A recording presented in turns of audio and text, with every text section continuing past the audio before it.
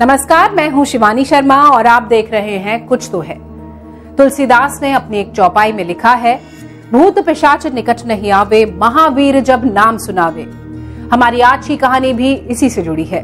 वैसे तो अब तक आपने प्रेत बाधा को दूर करने वाले तमाम तांत्रिकों को देखा होगा, लेकिन आज हम आपको महाबली हनुमान के एक ऐसे धाम में ले चलेंगे जहां सदियों से एक अद्भुत दावा होता आया है।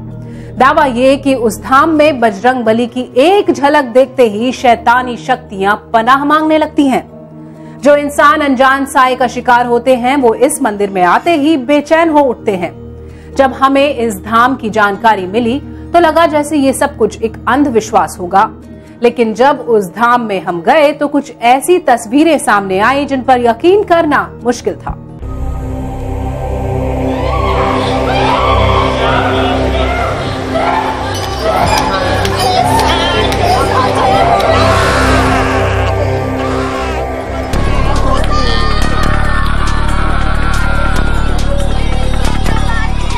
इंसान और शैतानी शक्तियों की ऐसी कश्मकश पहले भी देखी होंगी आपने।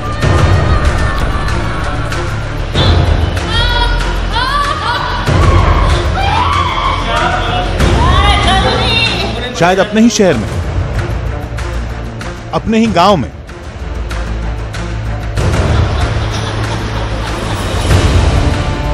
किसी दरगाह या किसी मंदिर में भी।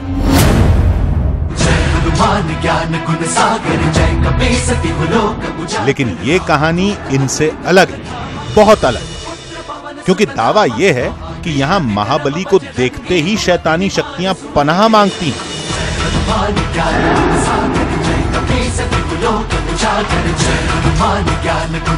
यानी कुछ वैसा ही जैसा रामचरितमानस में लिखा गया, जो भी महावीर हनुमान का नाम लेगा उसके निकट कोई भूत पिशाच नहीं आएगा और ना ही उसे कोई कष्ट देगा।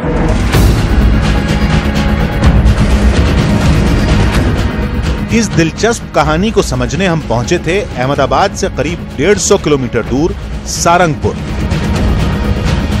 इस छोटे से शहर में एक बहुत बड़ा धाम है जो जुड़ा है भगवान स्वामीनारायण से और महाबली हनुमान से भी, जिसे कष्ट भंजन धाम भी कहते हैं। पता चला कि यहां हर शनिवार को एक मेला लगता है, हजारों लोग आते हैं और जो इंसान शैतानों के चंगुल में होते हैं उनके कदम महाबली हनुमान की पहली झलक मिलते ही लड़खड़ा जाते हैं। और कुछ ऐसी तस्वीरें सामने आती हैं जिन पर यकीन करना बहुत मुश्किल होता है।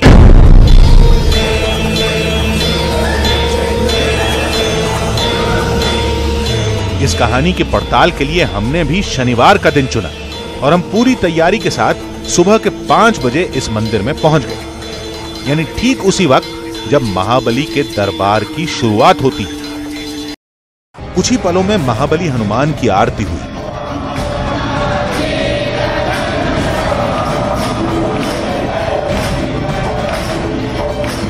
और दरबार शुरू हो गया।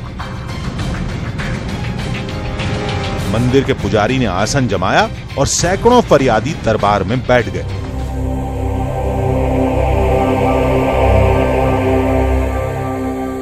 एक के बाद एक लोगों को बुलाया जाने लगा, लेकिन हमारी नजर टिकी थी इस महिला पर, जिसके हाव भाव अब तक बिल्कुल सामान्य दिखाई दे रहे थे। कुछ मिनटों के बाद ही उस महिला का नंबर आया।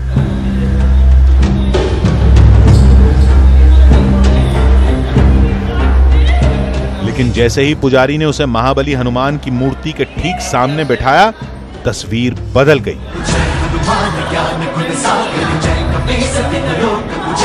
वो चीख रही थी, पुजारी उसके बाल खींच रहा था और आसपास मौजूद हर शख्स सहमा हुआ था। पुजारी उसे मजबूर कर रहा था कि वो अगरबत्ती को हाथ में उठाए।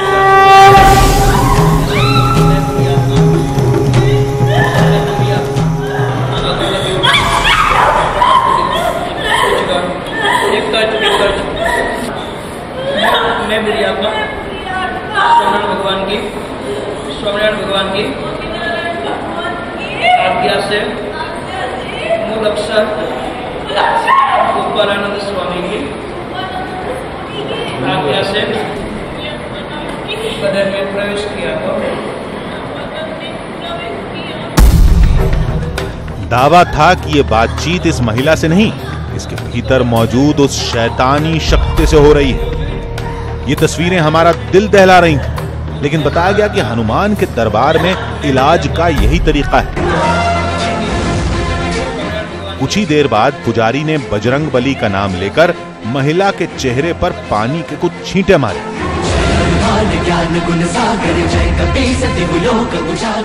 और ऐसा लगा जैसे वो महिला बेहोश हो गई।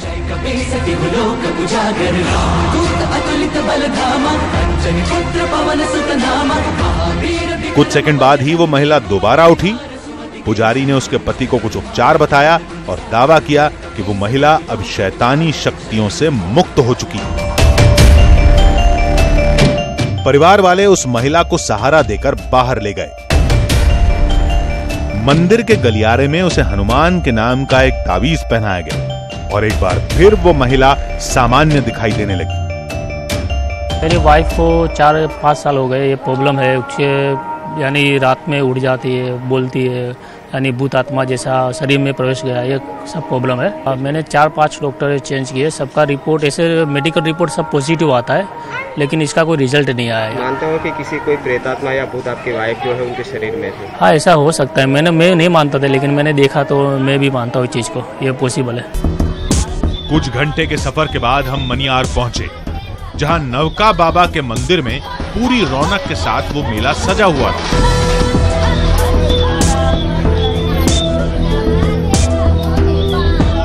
हर तस्वीर जैसे एक सवाल थी। रामचरितमानस की माने तो ये सच है कि जहां हनुमान है वहां भूत प्रेत की बाधा नहीं होती।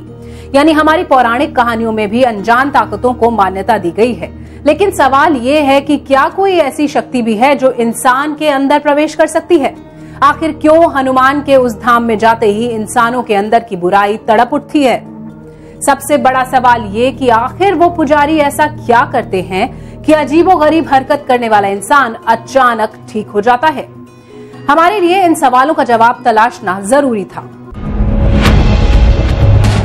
कोई झूमा तो झूमता ही रहा, कोई चीखा तो बस चीखता ही रहा।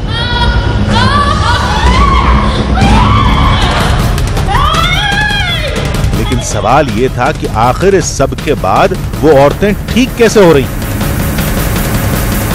यहां जो कुछ भी हो रहा था उसे समझ पाना जितना मुश्किल था, उससे भी मुश्किल था इन दावों पर यकीन करना। हम पहले स्तुति बोलते हैं, स्तुति बोलने के बाद में क्रम बाय क्रम एक एक को हम लेते, नंबर बाय नंबर हम बुलाते बैठाते, फिर बाद में देखते, सवाल जवाब करते। इनसे मालूम पड़ता है, दर्शन से मालूम पड़ता है और दादा की प्रेरणा से मालूम पड़ता है कि इसमें क्या होगा।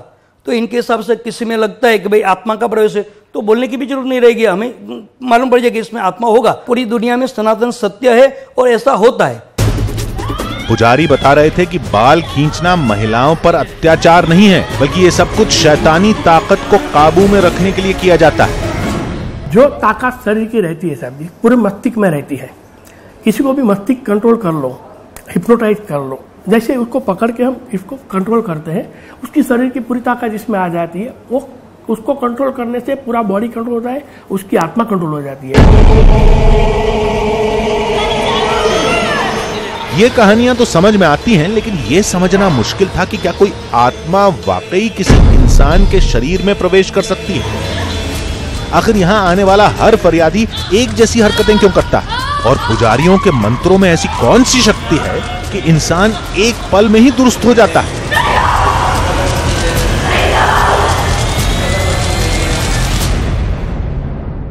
ये सवाल हमें भी परेशान कर रहे थे। हमें इन दावों पर यकीन तो नहीं था, लेकिन इन कहानियों को सिर्फ अंधविश्वास कहकर खारिज कर देना भी जायज नहीं था। इसके लिए हमें जरूरत थी सबूत की। हमने फैसला किया कि हम देश के कुछ और इलाकों की पड़ताल करेंगे, प्रेत बाधा दूर करने वाले ओझाओं की तफ्तीश करेंगे और पता लगाएंगे कि आखिर जो दिखाई देता है उसमें हकीकत कितनी है। हमारी अगली मंजिल थी उत्तर प्रदेश का एक छोटा सा शहर बलिया।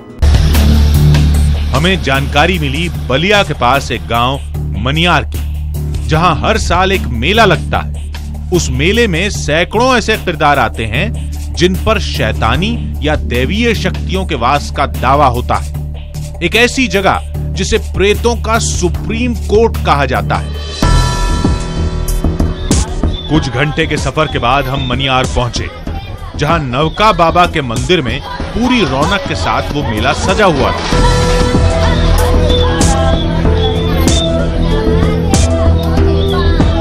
हर तस्वीर जैसे एक सवाल थी।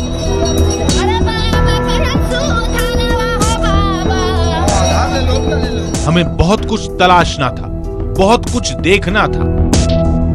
कदम आगे बढ़े तो मुलाकात इस मेले के पहले किरदार से हुई।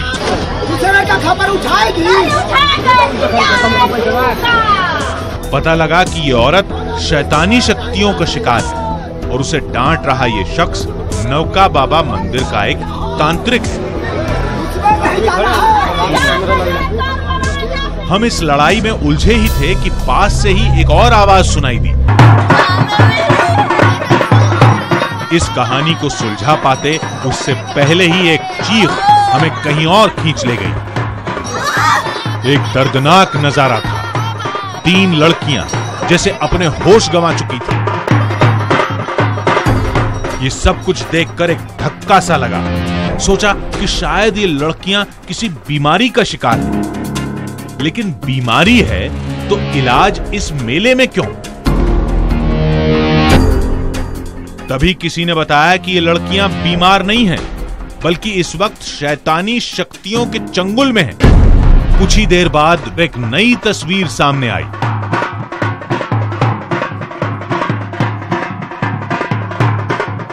हाथों में मिट्टी के बर्तन थे और बर्तन में आरती की लौ। तांत्रिक इन लड़कियों को एक मंदिर में ले गया। कुछ देर आरती हुई और फिर जैसे सब कुछ ठीक। माई के खप्पर लेनी है, फिर से नारियल फूलनी है। माई हमारे पसार हो गई है, गरीब से उनका खप्पर लेके गरीब से आस्थाने आस्थाने घूमे लगनी है। जहां नजर जाती बस यही नजारा। कोई झूम रहा है, कोई घूम रहा है, कोई दर्द में है। बताया गया कि ये सब कुछ इसलिए क्योंकि नवका बाबा का ये दरबार दरअसल प्रेतों की सबसे बड़ी अदालत है, जहां आने वाला हर शख्स एक फरियादी है, तांत्रिक एक वकील और जज खुद नवका बाबा। ब्रह्म जी पूरे हिंदुस्तान में इसलिए चर्चित हैं कि सुप्रीम कोर्ट है, प्रेत दुनिया के सुप्रीम कोर्ट है। हाँ, क्योंकि यहाँ केस ट्रांसफर आता है। कैसे?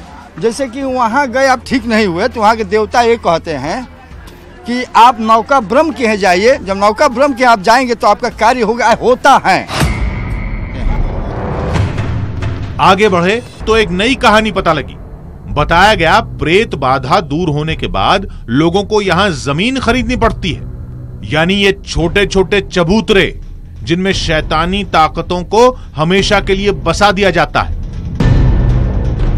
प्रेत बाधा से मुक्ति के लिए चांदी के 11 सिक्कों के साथ हर वो सामान चढ़ाया जाता है जिसकी मांग उस शैतानी ताकत ने रखी थी। यानी ये भोले भाले लोग हजारों रुपए देकर एक ऐसी शक्ति से निजात पाने आते हैं जिसके वजूद का कोई प्रमाण ही नहीं है, जिसकी विज्ञान की नजर में कोई कीमत नहीं है। देखते देखते शाम ढल गई, लेकिन कहानी अभी खत्म नहीं हुई। लोगों ने बताया कि प्रेत बाधा से मुक्ति का आखिरी पड़ाव नवका बाबा के मंदिर में आरती के बाद ही पूरा होगा। इस विदाई के साथ यह दावा भी हुआ कि सुबह से दरबार में अर्जी देने वाला हर शख्स प्रेत बाधा से मुक्त हो चुका है। आखिर प्रेत बाधा का शिकार हर शख्स एक जैसी हरकतें क्यों करता है? आखिर हर इंसान के कुछ इसी तरह झूमने का मतलब क्या है? क्या मारपीट के अलावा इनका कोई इलाज नहीं? क्या प्रेत बाधा का शिकार हर इंसान कोई ड्रामा करता है? शायद नहीं, क्योंकि अगर ये ड्रामा होता तो हर शख्स एक जैसी हालत में नहीं आता। लोग ये भी कहते हैं कि प्रेत बाधा दूर करने का खेल सिर्फ गांव में होता है, अशिक्षित और गरीब आबादी के बीच होता है। अगर ऐसा होता तो गुजरात के सारंगपुर में पढ़े लिखे लोग भी प्रेत बाधा की शिकायत क्यों करते? आखिर प्रेत बाधा का शिकार हर शख्स एक जैसी हरकतें क्यों करता है? आखिर हर इंसान के कुछ इसी तरह झूमने का मतलब क्या है? क्या मारपीट के अलावा इनका कोई इलाज नहीं? आखिर वो तांत्रिक ऐसा क्या मंत्र फूंकते हैं कि इंसान चंद पलों में ही भला चंगा हो जाता है?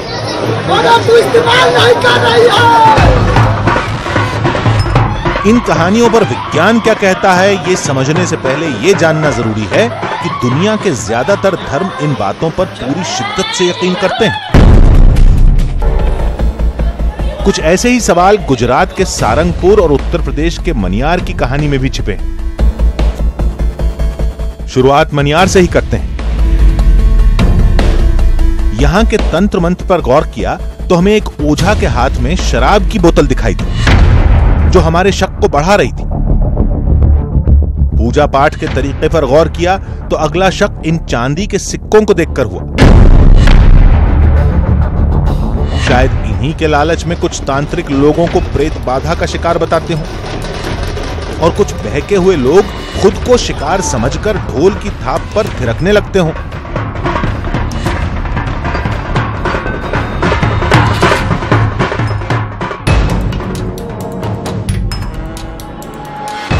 हमने मनियार में कुछ जानकारों से बात की तो उन्हें भी प्रेत बाधा पर यकीन नहीं था।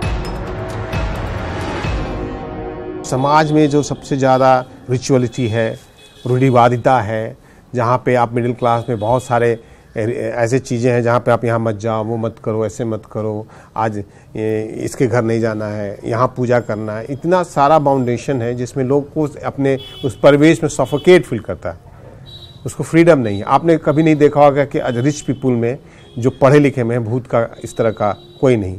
सिर्फ जहाँ पे पढ़ाई नहीं है, जहाँ पे पॉवर्टी है, वहीं पे आप देखेंगे कि भूतों का ये ज़्यादा चीज़ें हैं। एक सवाल अब भी था कि अगर ये सब कुछ कोई ढोंग है तो हर शख्स एक जैसी हरकतें क्यों करता है? हमारे इस सवाल का भी जानकारों के पास पुख्ता जवाब था। पहले से जो एक प्लॉट होता है कि भूत जब आएगा तो पूरा शरीर को हिलाएगा, उसके अपना शरीर बस में नहीं रहेगा या नहीं करेगा, या दूसरे को देख के वो भी सोचता है कि जब भूत आता है तो ऐसे ही होता है शरीर में। तो वो देखने से होता है कि जैसे वो भजन जैसे लोग करते हैं, ताली पीटते हैं, सब लोग ताली पीटने लगते हैं। कहता तो कोई नहीं है किसी को, है, लेकिन क्या होता है कि एक आदमी ताली पीटता तो भी पीटता होता है। अगर कोई नाचना शुरू किया तो सब लोग नाचना शुरू करता है। वो एक इन्वायरमेंटल माहौल क्रिएट किया जाता है कि भूत आएगा तो ऐसे होगा। यानी जानकारों के मुताबिक ऐसी घटनाएं गांवों में ज्यादा होती हैं। शिकार ऐसे लोग होते हैं जो पढ़े लिखे नहीं हैं, गरीब घर से हैं। लेकिन अगर वाकई ऐसा है तो फिर गुजरात के सारंगपुर की कहानी क्या है? यहां हमें तमाम पढ़े लिखे लोग मिले, संपन्न परिवारों के लोग दिखे, महिलाएं भी दिखीं और कई मर्द भी। सारंगपुर का सच क्या है ये जानकारों की समझ से भी दूर है। हालांकि तर्क वही है कि प्रेत बाधा सिर्फ लोगों का वहम है।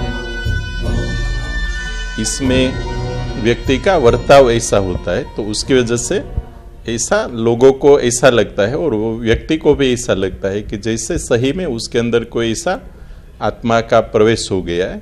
जैसे स्किज़ोफ्रेनिया का बीमारी है तो उसमें उसको डिल्यूजन होते हैं, तो उसको ऐसा वो व्यक्ति का मरीज का ऐसा मानने का हो जाता है।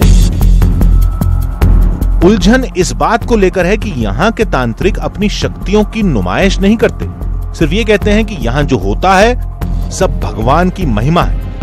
लेकिन तर्कशास्त्रियों की राय यहाँ भी जुदा है। इसमें क्या होता है कि भारत में ये सब एक्टिविटी होते हैं और उसमें भारत के हमने शास्त्र में कथा में ऐसी भूत प्रेत चुड़ैल की शक्ति की बार बार बातें हुई हैं। कुछ ऐसा मेली विद्या का आसुरी शक्ति की बात होती है, उसके मन में दृढ़ होती, जेनेटिक संस्कार करने दृढ़ हो जाते हैं और अपने पूर्वजों से बात सुनते सुनते उसके मन में एक दृढ़। लेकिन ऐसी बात नहीं है। हम जो नहीं मानते उसका दृढ़ मनोबल, उसको कुछ नहीं होता है। सारंगपुर की कहानी को करीब से देखने के बाद हमारी तफ्तीश इसी नतीजे पर खत्म हुई कि हनुमान के इस धाम में लाखों लोगों की आस्था है और ये आस्था ही लोगों का सुकून बनती है। क्या प्रेत बाधा हकीकत है या फिर एक तरह की मनोस्थिति? इस पर कई तर्क मौजूद हैं।